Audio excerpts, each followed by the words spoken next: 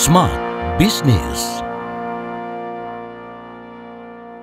Smart Listener, ketemu lagi di Smart Business, di rumah podcastnya Smart Inspiration. Kalau Smart Listener mau dapetin informasi yang insightful, nongkrongin terus pasti ya. Nah, kita masih bahas soal seluk-beluk sales. Salesperson perlu tahu nih, apa-apa saja yang perlu ditambah supaya skillsnya ini nambah juga. Ujung-ujungnya kan closingnya nambah juga pastinya ya. Saya Uli Manalu masih bersama dengan Pak Indra Kurniawan, Practicing Sales and Trainer. Kalau Anda menyimak dengan perbincangan Pak Indra di sesi-sesi sebelumnya, nah ini juga penting nih untuk kita pahami sebagai seorang salesperson mengenai referral marketing. Pak Indra, kita ngobrol lagi nih. Ya. Masih lanjut ya? Referral marketing ya, seru tuh referral marketing. Ya, oke. Referral marketing. Sebenarnya prinsipnya apa tujuannya, bagaimana gitu ya kita bisa melakukan hal itu. Oh banyak, berarti jawabannya juga panjang nih. Langsung aja Pak Indra. Ya, referral marketing. Jadi kita samakan frekuensi dulu ya, Boleh. Mbak Uli. Jadi referral marketing yang saya akan sharingkan kepada rekan-rekan adalah sebagai sebuah prinsip bagi seorang sales untuk menambah database pelanggannya. Nah ceritanya begini Mbak Uli ya. Ketika saya mendapatkan kesempatan untuk melayani Mbak Uli, saya presentasi produk kepada Mbak Uli, lalu Mbak Uli melihat ada benefit, ada solusi dari produk saya. Lalu Mbak Uli memutuskan untuk beli produk saya. Maka ketika saya melayani Mbak Uli, saya melakukan pengiriman produk kepada Mbak Uli, tentu saja Mbak Uli akan merasakan bagaimana pelayanan yang saya berikan.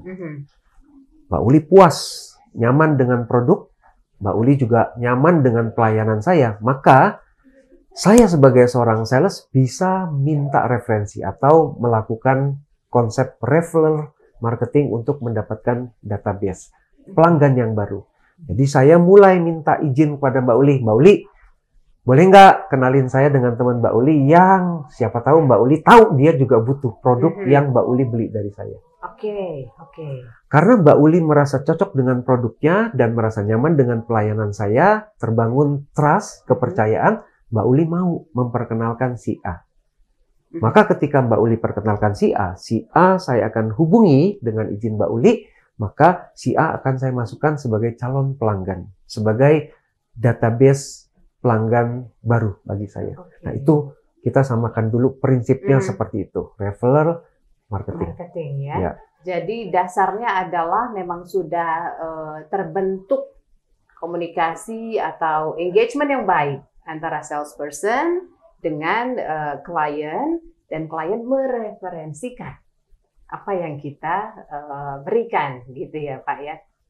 Biasanya yang lebih awet, kadang-kadang kan kita sebagai salesperson, sorry nih, teman ke teman gitu, ya kan Pak. Jadi kadang-kadang bukan produknya, tapi temannya. Ya, referensiin guru kan gue temen lu. Biar oke nih gitu. Kalau yang kayak gitu tahan lama nggak sih Pak?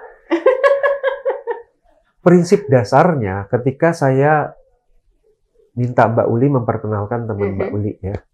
Tapi Mbak Uli belum pernah mencoba atau membeli produk saya.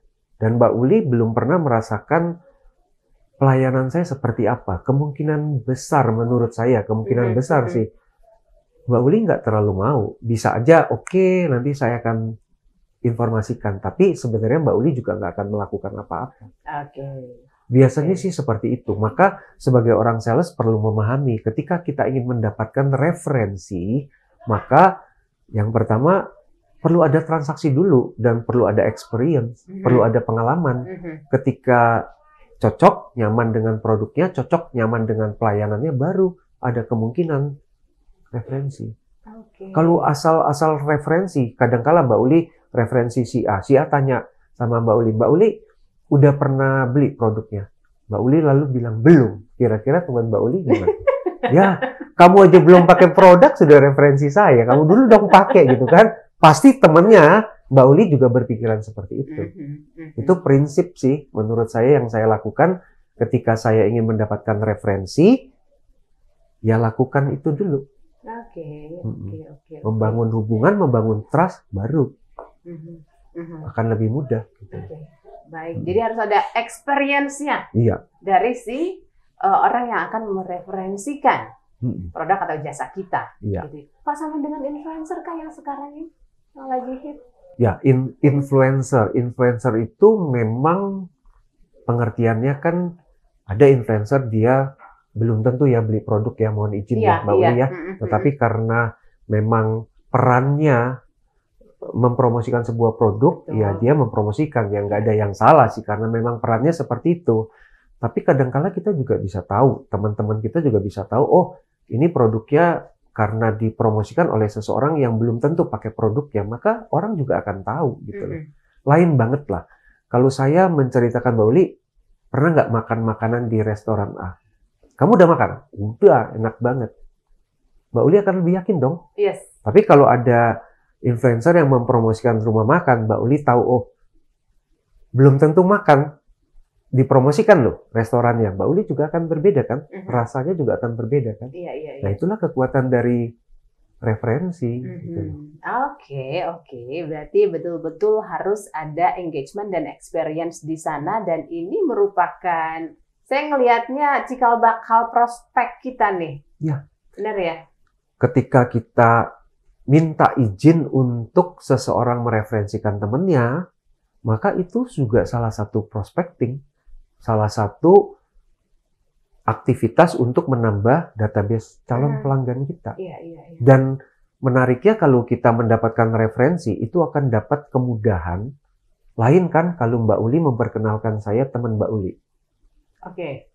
Lalu saya menghubungi teman Mbak Uli dan saya cerita, saya izin sama Mbak Uli, saya tanya nomor handphonenya, lalu saya bilang, Mbak Uli tolong juga ya referensi saya bahwa nanti ada Indra yang akan telepon.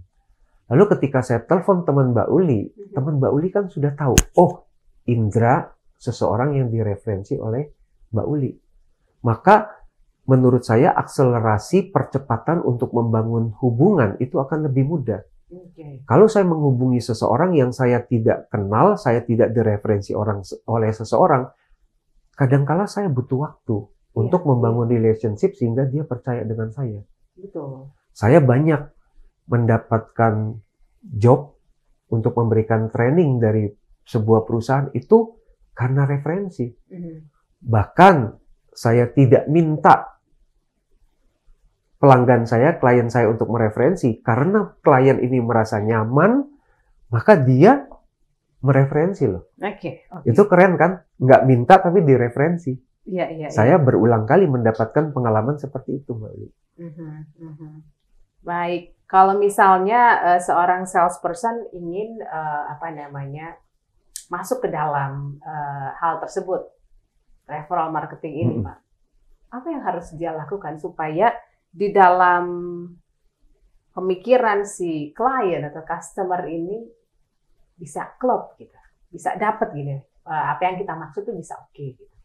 Jadi maksudnya Mbak Uli, apa yang perlu kita lakukan supaya kita bisa mendapatkan referensi? Ya? Ketika ada kesempatan untuk melayani, layani dengan sebaik-baiknya. Karena ketika kita melayani dengan sebaik-baiknya akan mendapatkan pengalaman, experience. Experience itulah yang akan terjadi engagement dan akan memicu untuk mereferensi. Ketika tidak ada pengalaman atau ada pengalaman tapi pengalaman yang buruk, ya pasti males lah mereferensi. Mana ada orang yang mau mereferensi ketika mendapatkan pengalaman yang buruk. Jadi kata kuncinya ketika ada kesempatan untuk melayani, layani dengan sepenuh hati. Ketika kita melayani dengan sepenuh hati, maka dia akan semakin percaya, semakin trust dengan kita. Ketika semakin trust, kadangkala nggak perlu kita minta untuk mereferensi, dengan senang hati mau mereferensi. Kuncinya itu Mbak Uli.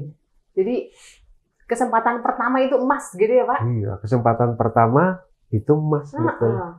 Kadang-kadang kan kita, ya udahlah nih pertama kali ya coba dulu aja lah ya, nanti besok baru mikir lagi apa yang lebih baik. Kadangkala kita berpikir ya, ada orang sales mungkin berpikir gini, aduh pengalaman pertama ngambil produknya juga sedikit, males banget saya melayani.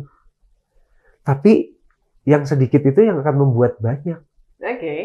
Kalau kita berpikir, saya akan melayani dengan baik kalau omsetnya besar, pengambilannya besar. Kalau saya pribadi ngambil kecil nggak apa-apa, tapi saya layani dengan baik karena saya berpikir dari yang kecil ini bisa menjadi besar dan kita nggak pernah tahu tuh besarnya seberapa. Tapi ketika kita berpikir bahwa oh ini kecil banget, malas deh, saya pilih yang besar aja. Siapa tahu dari yang kecil ini jadi besar loh.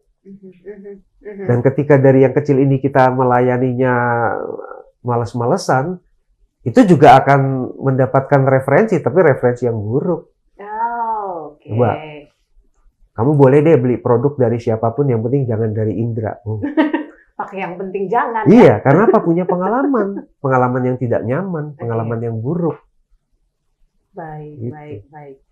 Kita bisa tarik juga dari apa yang dilakukan oleh salesperson ini, dia bisa melakukan referral marketing. Saya jadi nganggapnya semua salesperson merupakan representasi di mana dia berada gitu, atau tempat dia bekerja. Begitu nggak sih, Pak? Ya, betul banget. Jadi sebelum menjual produk, seorang salesperson itu mewakili perusahaannya.